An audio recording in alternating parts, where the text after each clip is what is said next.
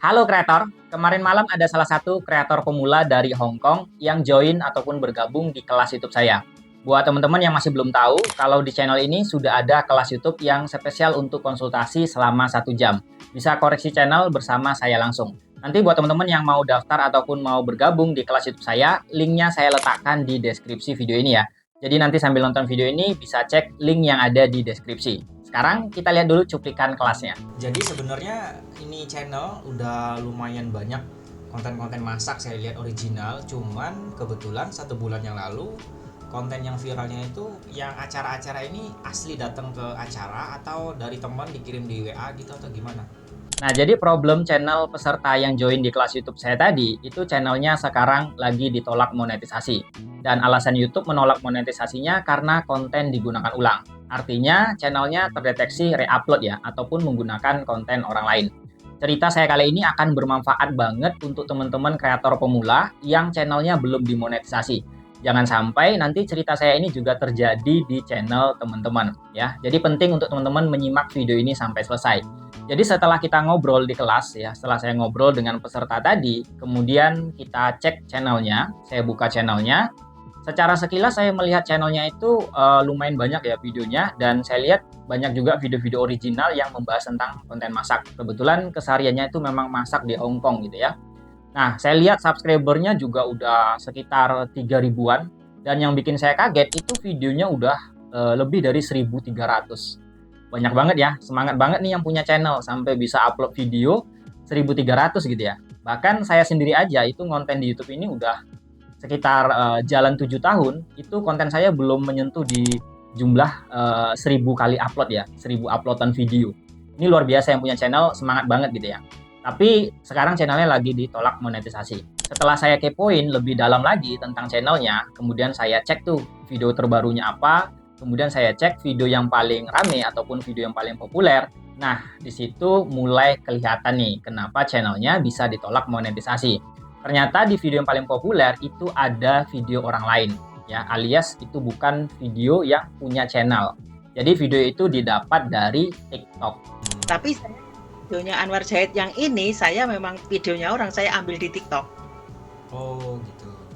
Dan ternyata video yang didapatkan dari TikTok tadi, videonya booming, videonya rame, videonya viral, hingga mendapatkan sekitar 80.000 views. Dan saya cek dari satu video yang 80.000 views tadi, itu ada jam tayangnya sekitar 2.700 dalam waktu 1 tahun ke belakang. Disinilah akan menjadi serba salah. Kenapa saya bilang serba salah? Mau dihapus konten yang re-upload tadi akan menyebabkan atau berdampak jam tayangnya akan turun.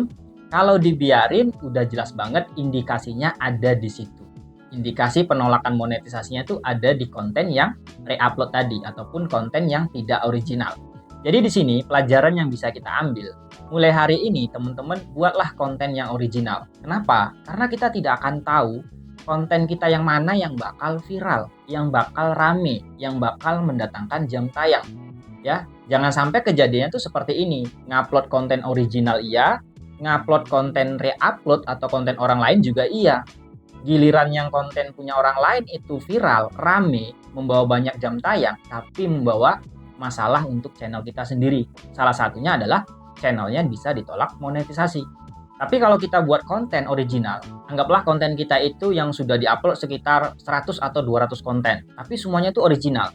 Dan tiba-tiba ada yang rame, tiba-tiba ada yang viral. Maka kita tidak perlu cemas. Karena apa? Karena semua konten yang kita upload di channel kita adalah originalnya kita, karya kita sendiri. Jadi di sini perlu teman-teman garis bawahi pentingnya konten original. Jangan sampai kita itu buat konten punya orang lain ataupun re-upload, banyak dapat jam tayang, banyak dapat subscriber, tapi endingnya malah bawa masalah untuk channel kita. Ya salah satunya channel kita bisa ditolak monetisasi kan. Jadi solusi apa yang bisa kita ambil kalau kejadiannya seperti ini ya, channelnya ditolak monetisasi dan konten yang viral itu kebetulan konten orang lain atau bukan karya kita. Sebenarnya YouTube itu sudah memberikan 2 solusi yang bisa kita lakukan. Kalau teman-teman cek di bagian menu dolar YouTube Studio, di situ sudah ada 2 opsi. Opsi pertama ataupun pilihan pertama, kita harus membuat video banding. Video banding itu buat teman-teman yang nggak paham, itu adalah video klarifikasi. Jadi kita harus mengklarifikasi gimana cara kita buat kontennya, gimana cara ngeditnya, gimana cara uploadnya. Pokoknya kita klarifikasi tentang konten kita. Masalahnya, kalau itu konten orang lain, gimana kita klarifikasinya? Di sini yang agak repot, di sini yang agak susah ya. Nah, gimana cara kita membuat video banding? Itu tutorialnya banyak banget di YouTube. Teman-teman bisa tulis aja di YouTube cara membuat video banding YouTube.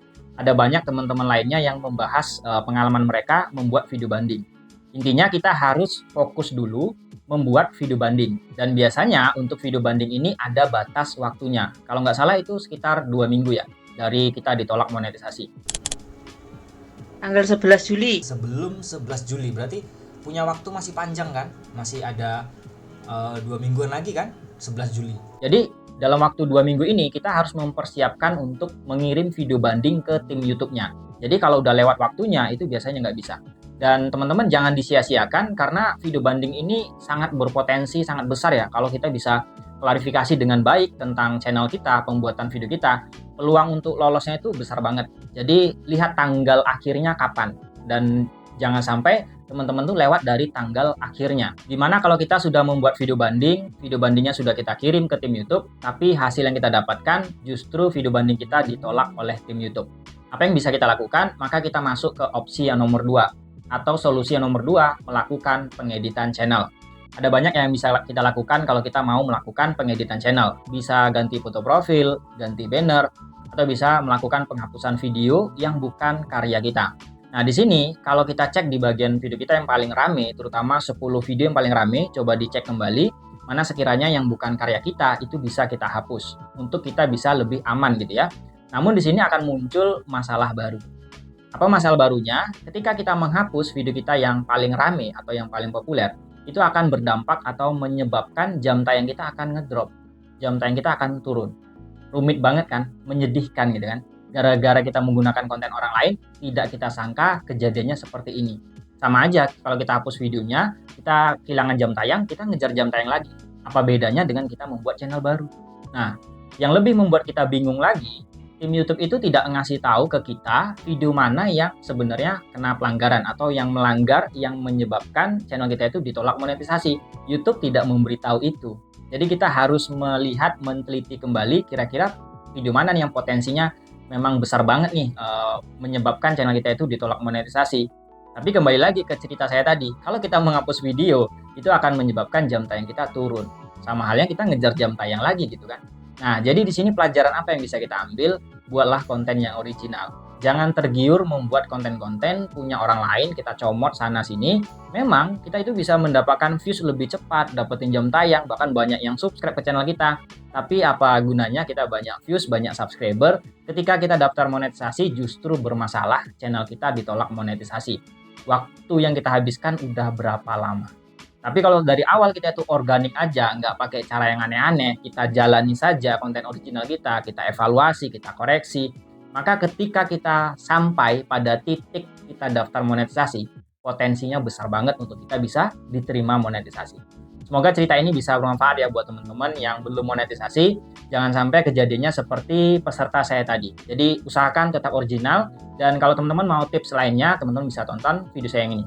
Terima kasih sudah menonton, sampai jumpa lagi di konten selanjutnya.